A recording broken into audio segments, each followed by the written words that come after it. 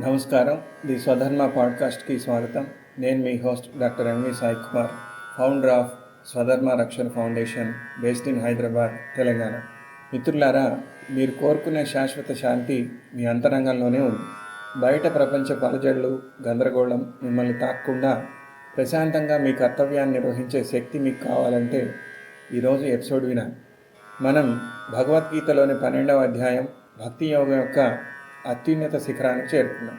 కృష్ణుడు తనకు అత్యంత ప్రియమైన భక్తుడి అంతిమ లక్షణాలను, అంటే జీవిత ద్వంద్వాల, అంటే సుఖదుఖాలు, గౌరవ అవమానాలు మధ్య కూడా ఎలా స్థిరంగా చలించని బుద్ధితో ఉండాలో వివరిస్తున్నాడు.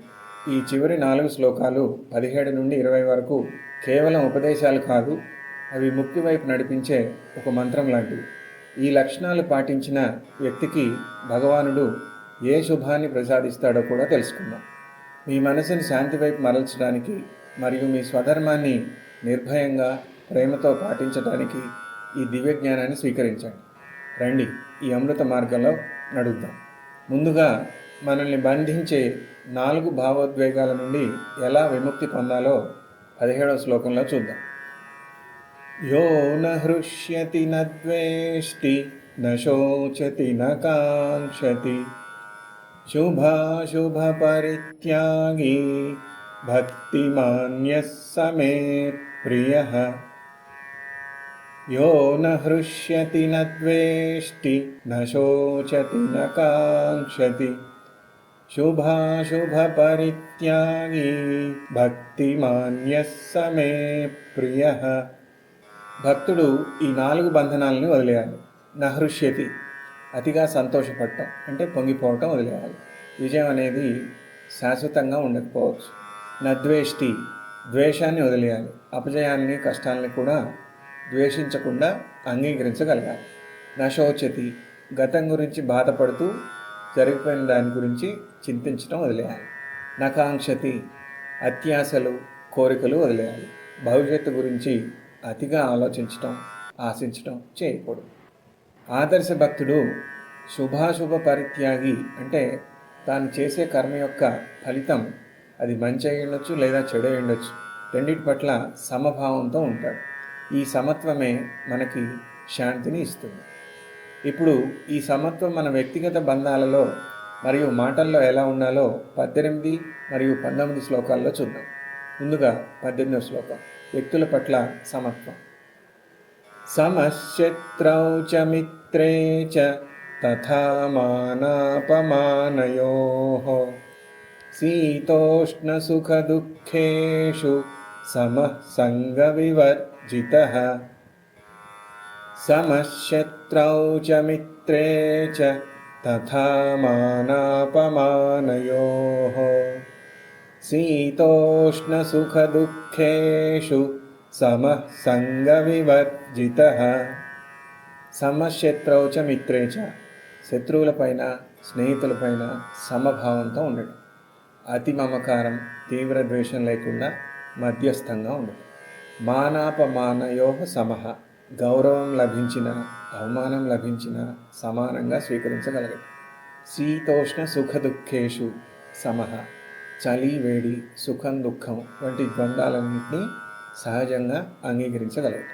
చెప్పుకున్నాం కదా, ద్వంద్వాలు అంటే వ్యతిరేక లక్షణాలు కలిగినటువంటి విషయాలు. సుఖం దుఃఖం, మంచి చెడు, చలి వేడి, ఇటువంటివి అన్నమాట. వాటిని సహజంగా అంగీకరించగలగడం.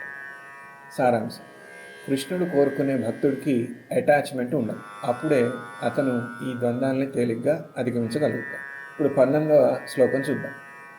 తుల్య నిందాస్తుతిర్మౌని సంతుష్టో ఏన కేనచిత్ అనికేతః స్థిరమతిర్భక్తిమాన్ మే ప్రియో నరః. తుల్య నిందాస్తుతిర్మౌని సంతుష్టో ఏన కేనచిత్ అనికేతః స్థిరమతిర్భక్తిమాన్ మే ప్రియో నరః. తుల్య నిందాస్తుతి, పొగడ్తలను విమర్శలను ఒకేలా చూడు. ఈ రెండిటికి మీ నిర్ణయాలను మార్చుకోకూడదు. అంటే పొగిడినప్పుడు ఒక విధంగా, విమర్శించినప్పుడు ఒక విధంగా మన అభిప్రాయాన్ని మార్చుకోకూడదు. మౌని, అనవసరమైన మాటలు మాట్లాడకుండా నిగ్రహంతో ఉండటం. సంతుష్టో ఏన కేనచిత్, మీకు ఏది లభిస్తే దానితోటే సంతృప్తి చెందటం. అతి సౌకర్యాల కోసం ఆరాట పడకపోవటం.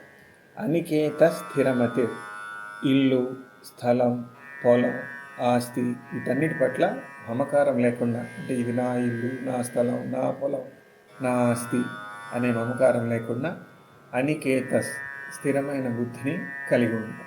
మీ మనస్సు భగవంతుడిపై నిశ్చలంగా ఉంచగలగదు. నిజమైన భక్తుడు ఈ లక్షణాలను కలిగి ఉండాలి.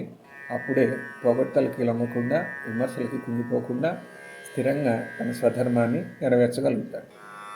మిత్రులారా, కృష్ణుడు తనకు ప్రియమైన భక్తుడి దాదాపు 30కి పైగా లక్షణాలను చెప్పిన తర్వాత ఈ 12వ అధ్యాయాన్ని ముగిస్తూ ఆ లక్షణాలని పాటించిన అంతిమ ఫలం ఏమిటో 20వ శ్లోకంలో వివరిస్తున్నాడు.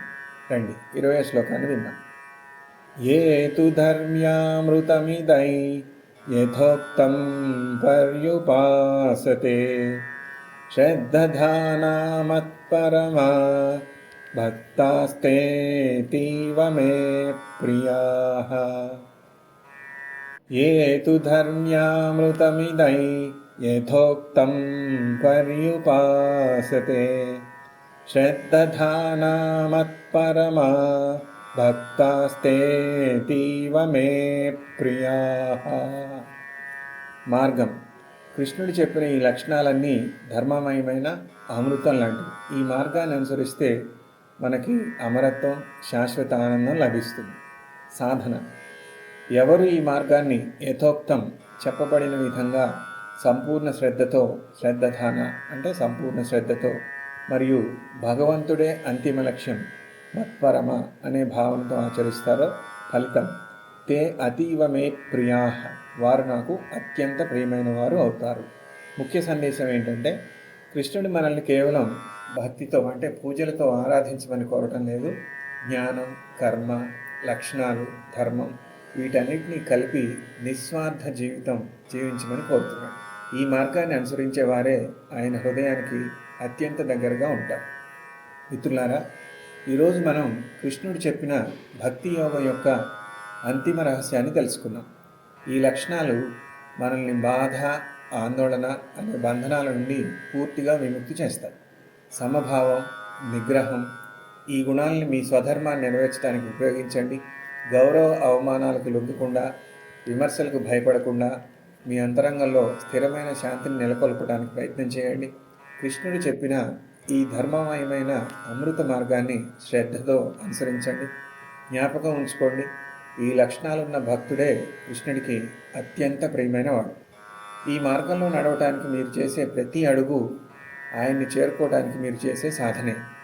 వినండి, హృదయపూర్వకంగా ఆలోచించండి, ఆ జ్ఞానాన్ని మీ జీవితంలో అనుభవించండి. తద్వారా మీరు మీ స్వధర్మాన్ని చేరుకునే మార్గంలో భగవాన్ కృష్ణుడి జ్ఞానకాంతి మీ మార్గాన్ని, మీ గమ్యాన్ని ప్రకాశింపజేయగలరు. ఓం శాంతి శాంతి శాంతి.